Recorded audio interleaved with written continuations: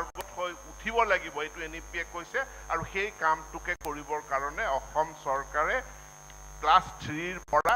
গণিত আৰু বিজ্ঞানৰ পাঠ্যপুথিসমূহ ইংৰাজী ভাষাত কৰিবলৈ সিদ্ধান্ত গ্ৰহণ কৰিছে বিদ্যালয়খনৰ মাধ্যম অসমীয়া বেংগলী বা বড়ো হিচাপে অব্যাহত থাকিব ধন্যবাদ thank U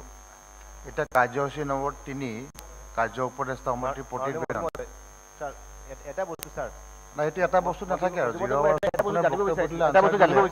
there is no debate এটা বস্তু জানিব বিচাৰিছিলো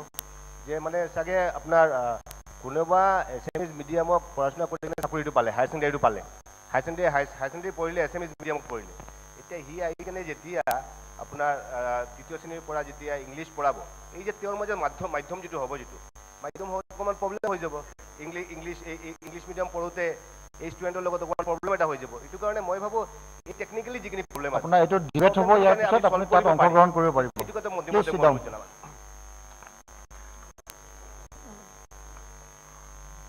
কাৰ্যসূচী নম্বৰ 3 কাৰ্য উপদেষ্টা সমিতিৰ প্ৰতিবেদন ইংৰাজী 12 ছেপ্টেম্বৰ 2022 অসম বিধানসভাৰ প্ৰক্ৰিয়া আৰু কাৰ্য পৰিচালনা নিয়মাৱলীৰ নিয়ম 230ৰ অধীনত অসম বিধানসভাৰ কাৰ্য উপদেষ্টা সমিতিৰ এখন সভা যোৱা 17 আগষ্ট 2022 তাৰিখে আবেলি 2 বজাত গোপীনাথ বৰদলৈ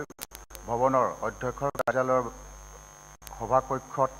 2022 চনৰ শৰৎকালী অধিৱেশনৰ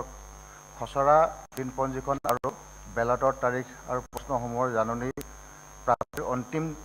তাৰিখৰ তালিকাখন চূড়ান্ত কৰাৰ বাবে অনুষ্ঠিত হয় অধিৱেশন ইংৰাজী 12 ছেপ্টেম্বৰ 2022 তাৰিখৰ পৰা